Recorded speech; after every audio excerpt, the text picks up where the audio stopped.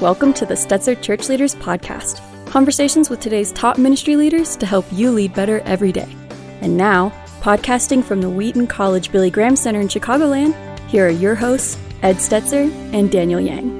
Welcome to the Stetzer Church Leaders Podcast, where we're helping Christian leaders navigate and lead through the cultural issues of our day. My name's Daniel Yang, the director of the Church Multiplication Institute, and we're excited to have with us today Dr. Laura Lewis.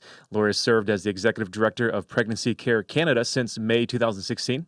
After working for 22 years as a family physician, she saw the need for education, support, and practical options for women and men facing unexpected pregnancies. Laura has an honors Bachelor of Commerce degree from Queen's University, a medical degree from the University of Western Ontario, and a certificate of family medicine from McMaster University.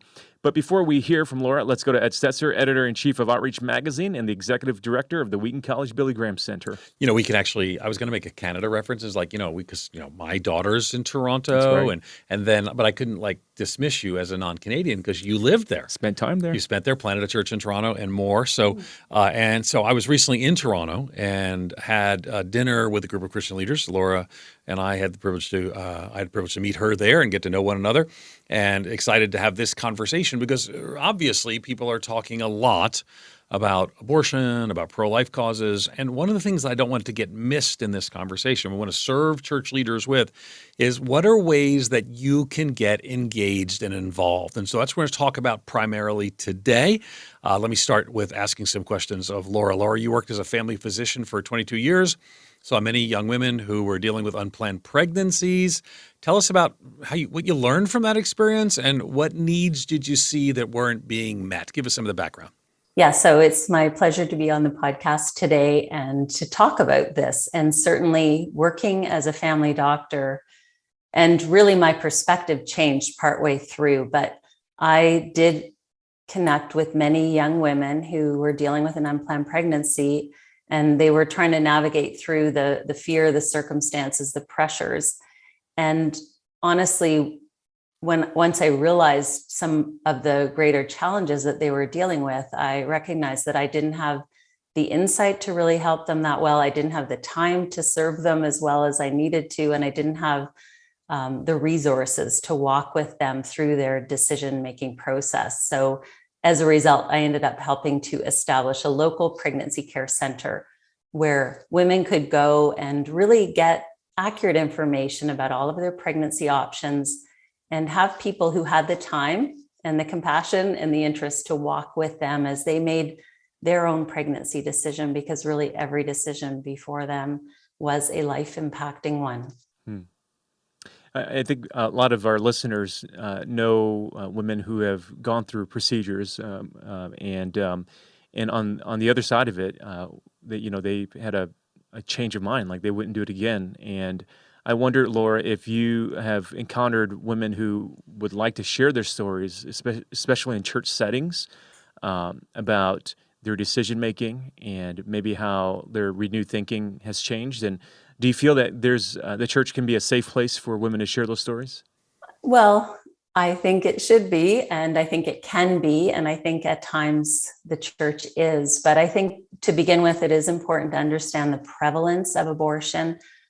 In the States, the statistics that are given are that 1 out of 4 women will have had an abortion by the time she's 45. So that is a lot of people. And those are our neighbors. It could be us. It could be people sitting with us in church, people in our small groups. So the first thing is to really know that when you're speaking to someone, you have to consider that they may have gone through this experience themselves. So to make sure your words are filled with grace and sensitivity.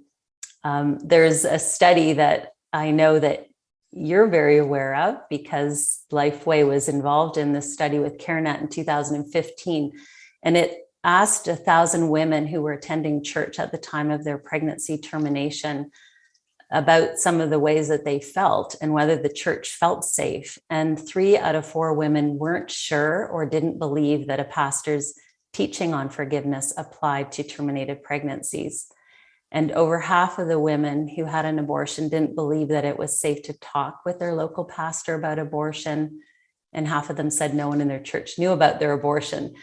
So for many women, the church is very silent on the topic of abortion. And so in that context, when it's never discussed, it feels like it's something that shouldn't be discussed. And so women won't feel like it's safe to talk about their own journey after their abortion. Yeah, absolutely. I had the privilege of leading Lifeway Research when we did that study, and we had a lot of conversations in and around CareNet, and it was really eye-opening at many points, the percentage of women who were involved in churches who would then seek out an abortion. This is not something that's happening to people out there.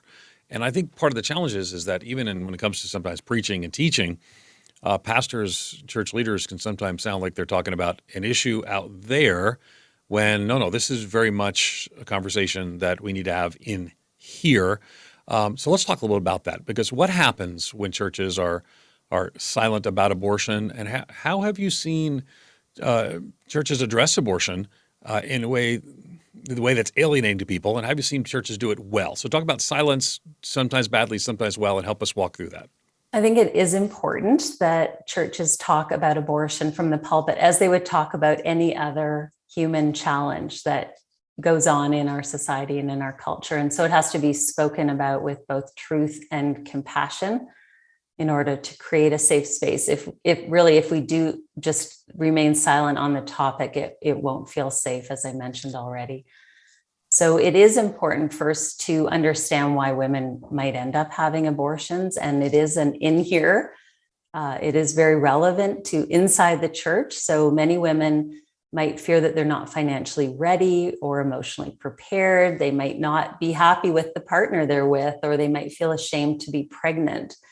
And so if no one's there to really help them envision a different future or to walk with them through some of their challenging circumstances, they will just be reacting to their fear and make a decision based on their current circumstances and perspectives. So when we start talking about this in the church, it's good to have an understanding that for many women, it's not that they actually ever wanted an abortion, but they end up feeling like that's maybe their only choice or the only way they can go.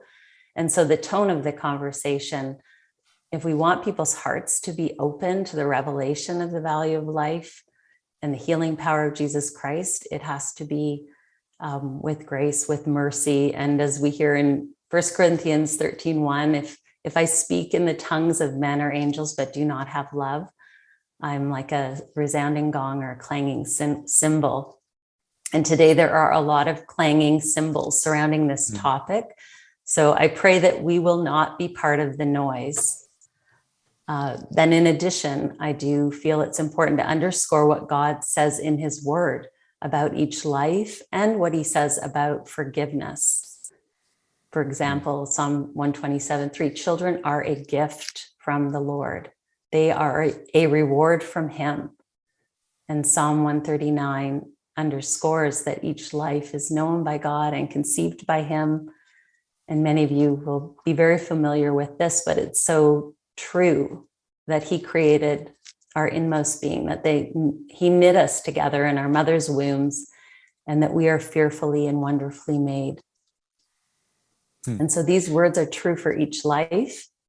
And so then ending a life goes against this. And so the discussion of ending a life is really built on that foundation of what God's word says about the value of each creation. I think people are worried that if they start talking about abortion from the pulpit, that they're going to add more shame to the women that are listening. But I honestly believe that the opposite is true, that women who've been impacted by abortion, they need to hear that God's mercy and forgiveness is available to them through Jesus Christ, that they are not disqualified, that as far as the east is from the west, so far does he remove our transgressions, Psalm 103:12, Isaiah 1:18, though your sins are like scarlet, they shall be as white as snow. And these are beautiful promises that we all need to hear. I'm so glad you addressed it from that perspective, because I think so many times, at least, and especially churches in America, we frame the conversation strictly around politics, and then there's such a preemptive measure where we sometimes think that if we bring about the fear of God in people's lives, that they would avoid abortions. But then there's the aftercare that you're talking about there. I'd like to press into that a little bit more from a congregational standpoint. Pastors leading their church members, and when you know somebody who's gone through an abortion, and this is probably highly prevalent in more urban centers and amongst, at least in America, people of color. How do you, in the congregation, do that aftercare that you're talking about, but then also uphold that pro-life, pro-birth dynamic that you said the Bible definitely gives the foundation for? Because I think that before and after approach is so important, but I don't know if pastors really know how to do that. I think it really goes back again to being willing to talk about it. And then if there are women, and there will be women in each congregation that have gone through this, that have found forgiveness and healing and freedom, and we know that it is through the power of our testimony that others can be set free as well. So I think it's important to create room and space and platform time for people who have gone through the journey of abortion, unplanned pregnancy, abortion, and recovery, so that other people can hear about it. And if it's not talked about, as you said, if it's only talked about from that harsher point of view, that fear of the Lord is going to stop people from having the premarital sex or unplanned sex or whatever that leads to an unplanned pregnancy, that's somehow going to change it. But we know that this will continue to be with us. So we have to make sure we have grace on all sides of it. And if it's never talked about, then maybe when it does come up, it can come across as a harsh solution. So I'm not sure, even from the point of the unplanned pregnancy, how does your church respond to young women who may show up and not be married? And do you rally around? Do you celebrate the life that is within her? Do you throw a baby shower for her? Do you embrace her and love her and the father of the baby as well? What does that look like? Is there just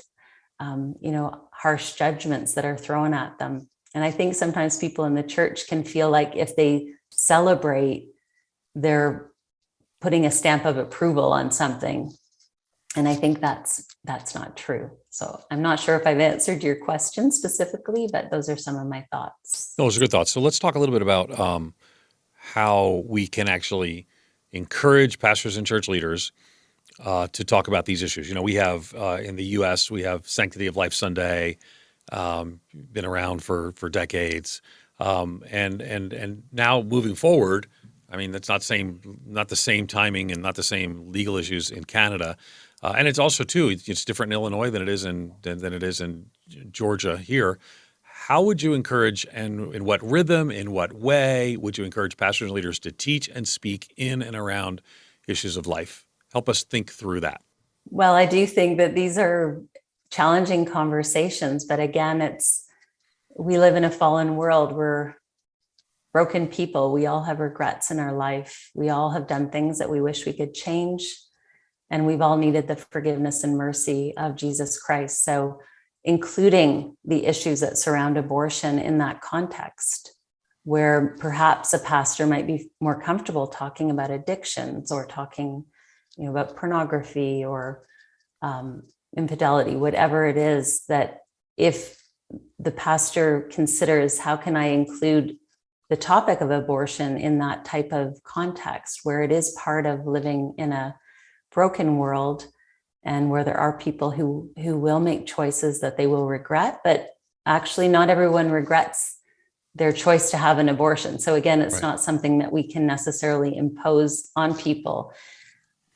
I don't mean to be oversimplifying it, but I think it's just part of a spectrum of challenges that people face. And so if it's included in that spectrum of challenges, then it's not like all of a sudden one day you stand up and you start pointing a finger at the sin of abortion.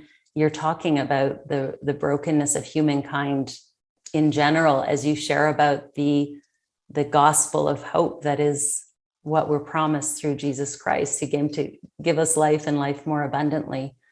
Talk to me about how churches can be involved in ministries like your Pregnancy Care Canada. I've been involved in CareNet and engaged several of their meetings. What might it look like for us as churches, church pastors and church leaders, to be engaged in abortion alternatives? Explain a little bit what you do, and because not everyone is going to be near a pregnancy care center in Canada, what you do or what we can do. Yes, so pregnancy care centers, pregnancy help centers, they're parachurch organizations. So we are Christian organizations that are an extension of the church. And we very much value being an extension of the church. Pregnancy Care Canada, we are an umbrella organization. So we help to establish new pregnancy care centers and encourage them and train them. And we do that from C to C in Canada. And I know there are similar organizations in the States that do this. So there are times, though, where perhaps there isn't a pregnancy care center in a region. And so often churches just need help learning how to talk about abortion or how to direct people to trustworthy resources. So there are a lot of internet supports as well that are available that churches can refer women to. They might even be able to set up their own post-abortion group. There are a lot of Bible studies that can be done and led through a church. I guess the main things would be to understand what it looks like to walk alongside someone with an unexpected pregnancy, and to compassionately care for them, to recognize the need for post-abortion ministry and support, and to also, if there is a pregnancy care center in your region, to come alongside them and support them, pray for them, invite them into your church, let them have a chance to speak to the people within your congregation, because often they have stories or they have clients, and we know the power of that, of a testimony to really impact a heart. Laura, as you've worked with pregnancy care centers and as they've worked with churches, I wonder if you have any stories of churches that have done just a really good job at being able to provide support for women who, one, are either contemplating an abortion, or maybe two, those who have had one and they need that aftercare. Whenever you have some stories that you can share with our listeners. Yeah, and often in communities where there is a pregnancy care center, they're very intertwined. So the stories of help and hope are often that combined effort where a woman may initially be connected with the pregnancy care center, and then they would become engaged with a local church for that ongoing community connection. But in terms of stories, there are many stories, and I believe so many women would love the chance to tell their story. I think of one in our own community, and her journey began many years ago. She was not given the choice when she was 15. Her father forced her to have an abortion that she didn't want. She never had a say in it. Even when she reached out for help and saw a sign about phone here if you'd like some help, she phoned it, no one answered. She had the abortion, then no one talked about it. And she was only 15 and just heartbroken and really left in the silence of what that looked like afterwards. 40 years later, in our town, a young woman, same situation, young, father was very angry, but we had a pregnancy care center. And so she called, and the center director answered her call. The mom and the young woman came in, they heard about their options. They were just given hope and allowed to dream a little bit that this could get better. Anyway, this young woman carried on with her pregnancy. The father became involved. She finished her high school, went on to post-secondary education. And it was a beautiful example of how just somebody there to say, there are options. There are people who will help you. And she got connected with people from local churches who helped her get an apartment. And it was just a lovely expression of the community of God surrounding individuals in distress. And I love this story because the center director who answered the helpline, she was that young girl that at 15 had no choice and no one answered the phone. And she carried that helpline with her every day for 3 years and even slept with it under her pillow because she never wanted someone to miss receiving that care that they needed. So this work that we do, this Isaiah 61 work of hope and restoration is filled with women who have known the anguish of abortion and have experienced the freedom of Christ. And they are so willing to share what they have received so that others may benefit. And so I would encourage pastors, be open to the discussion from the pulpit, even to invite women. If there are some who have stories that they'd like to share, not necessarily right from the pulpit at that moment, but find people and start talking about it and hear these stories of beautiful triumph and overcoming, because they're inspirational and they're beautiful. You've been listening to Dr. Laura Lewis. You can learn more about her at ChurchLeaders.com. And thanks again for listening to the That's a Church Leaders podcast. You can find more interviews as well as other great content for ministry leaders at ChurchLeaders.com/podcast. And again, if you found our conversation today helpful, we'd love for you to take a few moments, leave us a review that'll help other ministry leaders find us and benefit from our content. We'll see you in the next episode. You've been listening to the Stetzer Church Leaders podcast. For more great interviews, as well as articles, videos, and free resources, visit our website at ChurchLeaders.com. Thanks for listening.